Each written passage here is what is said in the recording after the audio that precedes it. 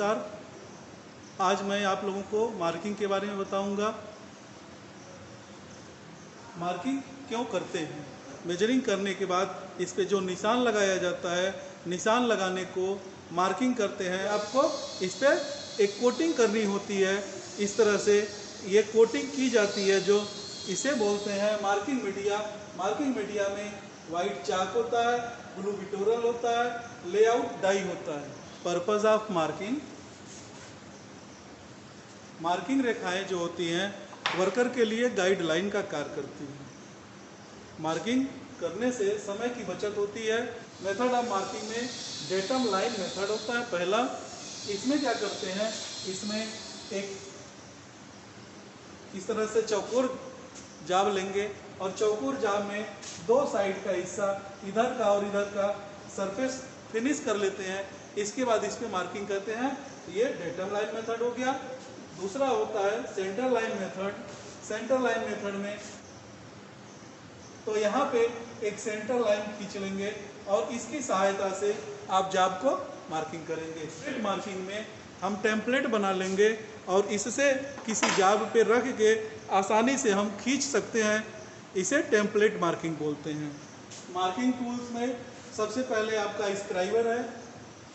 Scriber जो होता है एक 3 से 5 मिलीमीटर गोल रॉड होती है, जिसपे दोनों तरफ ये पॉइंट बने रहते हैं, जिनकी सहायता से किसी जाब पे आप निशान लगाते हैं। जाब पे निशान लगाना होता है या खरोचना होता है तो स्क्राइबर का प्रयोग करते हैं।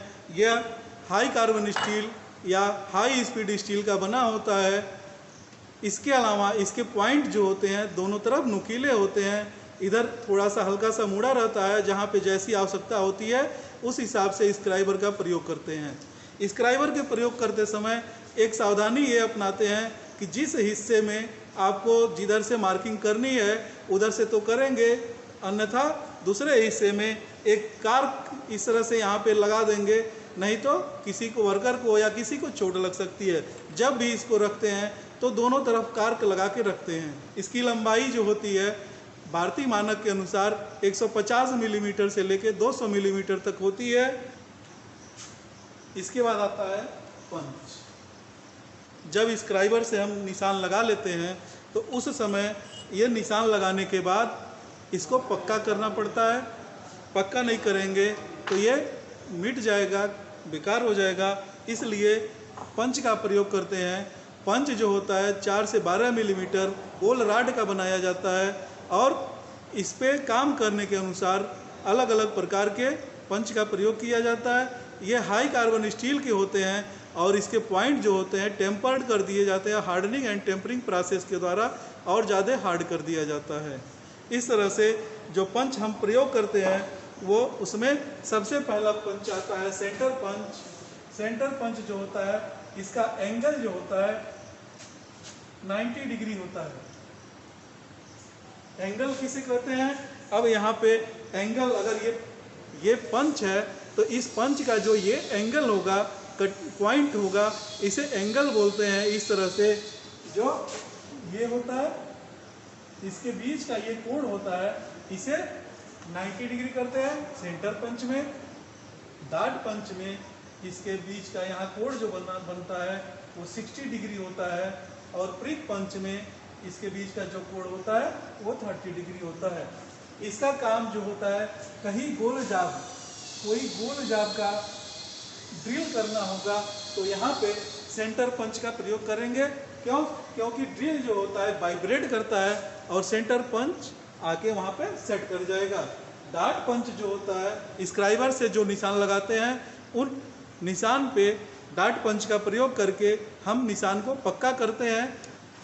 डार्ट पंच के बाद प्रिक पंच जो आता है, इसका भी काम स्क्राइबर से खींची हुई रेखाओं को पक्का करने के लिए होता है। लेकिन डार्ट पंच जो होता है वो माइल्ड स्टील या कास्ट आयरन या कड़े धातुओं पे होता है और प्रिक पंच का हल्के धातुओं, एल्युमिनियम या कॉपर पे होता है।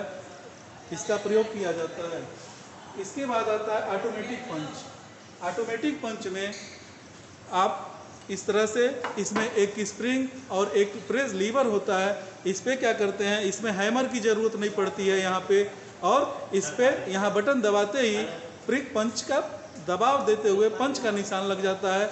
इसमें स्प्रिंग होता है, स्प्रिंग को टाइट करके या हल्का करके आप इसके प्रेशर, इसके दबाव को आप एडजस्ट कर सकते हैं। अलग अलग एंगल में ही आते हैं। इसके बाद आता है सॉलिड पंच। सॉलिड पंच जो होता है पतले धातुओं पे होल बनाने के काम आता है। इसके बाद हॉलो पंच जो होता है, हॉलो पंच से कोई गोल वाशर बना सकते हैं आप इससे, इस तरीके से, इस तरह से हॉलो पंच का यूज करते हैं। और पिन पंच जो होता है वो पतले और लंबे होते हैं, जिनका काम होता है कहीं किसी पिन को निकालने के लिए प्रयोग किया जाता है। और बेल पंच जो होता है, बेल पंच का प्रयोग करते हैं कहीं गोल जाब का सेंटर पॉइंट निशान लगाना होता है, वहाँ पे हम बेल पंच का प्रयोग करते हैं। इसके बाद आता है सरफेस प्लेट। सरफेस प्लेट जो होता है एक आयताकार या वर्गाकार कास्ट आयरन, ग्रेनाइट या ग्लास का बनाया जाता है, जिसकी सहायता से हम उस पर वी ब्लॉक या सरफेस गेज या जाब रख के इसमें मार्किंग कर सकते हैं। सरफेस की समतलता चेक करने के लिए इसका प्रयोग करते हैं। इसके बाद आता है एंगल प्लेट। एंगल प्लेट एक कास्ट आयरन का बना हुआ समकोण में एक प्लेट होता है, जिसकी सहायता से जाब पे निशान लगाने के लिए प्रयोग करते हैं। इसको सरफेस प्लेट पे रखते हैं और इसके अंदर ये खांचे बने होते हैं। खांचों के द्वारा जाब को नट बोल्ट की सहायता से या क्लैंप की सहायता से टाइट किया जाता है। इसके बाद आता है बी ब्लॉक।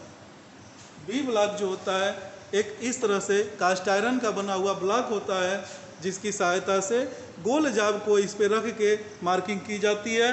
गोल जाब इस तरह से यहाँ रखेंगे। गोल जाब को रखने के बाद यहाँ पे ऊपर से एक क्लैंप होता है, इस क्लैंप की सहायता से यहाँ से टाइट कर देते हैं और इसके बाद इस पे मार्किंग करते हैं। इसको सरफेस प्लेट पे रख के मार्किंग की जाती है। अगर मान लीजिए जाब आपका छोटा है तो एक ही बी ब्लॉक से काम चलेगा, अगर जाब बड़ा है तो 2 बी ब्लॉक का यूज करना पड़ेगा इस तरह से जाब को रखने के लिए, ठीक है। इसके बाद आता है सरफेस गेज। ये सरफेस गेज है, 2 प्रकार के होते हैं। एक होता है साधारण सरफेस गेज और दूसरा होता है यूनिवर्सल सरफेस गेज। इसमें ये बेस होता है, इसका कास्ट आयरन का बना होता है और एक स्पिंडल ये लगी रहती है, जिसमें इसको स्क्राइबर लगाते हैं, एक ये स्क्रू की सहायता से, इससे इसके द्वारा निशान लगाया जाता है। और दूसरा होता है यूनिवर्सल सरफेस गेज। ये है यूनिवर्सल सरफेस गेज। इसमें क्या होते हैं, यहाँ पे देखिए वी खांचे कट्टे होते हैं जो लेथ मशीन पे उसके बेड पे रखा जा सकता है, जिसमें 20 स्लॉट कटा होता है, उसमें आसानी से ये रख सकते हैं। ये कास्ट आयरन का इसका ब्लॉक हो गया। और एक स्पिंडल होती है, स्पिंडल को यहाँ से हम टाइट कर सकते हैं, यहाँ खोल सकते हैं। अलग अलग इसको एंगल पे यहाँ से झुकाया जा सकता है मार्किंग के लिए। इसके अलावा यहाँ पे ये स्क्राइबर होता है, स्क्राइबर को टाइट करने के लिए एक यहाँ पे स्क्रू लगा रहता है, जिसकी सहायता से हम स्क्राइबर को टाइट करते हैं। स्क्राइबर जो होता है हाई कार्बन स्टील या हाई स्पीड स्टील का बनने के बाद इसके पॉइंट को और ज़्यादा हार्डनिंग एंड टेम्परिंग प्रोसेस के द्वारा और ज़्यादा हार्ड कर दिया जाता है। अब इसके बाद आते हैं steel scale, try square, divider, trammel, combination set, ऑर्डरले कैलिपर, जिसे हम पिछले वीडियो में बता चुके हैं। जो हमारा इनडायरेक्ट मेजरिंग टूल्स के नाम से एक वीडियो है, जिसका लिंक मैं आप लोगों को इसमें दे दूंगा। मेरा वीडियो अगर पसंद आता है आप लोगों को तो लाइक कीजिए, शेयर कीजिए और सब्सक्राइब कीजिए। दोस्तों के साथ बांटिए इसको। धन्यवाद।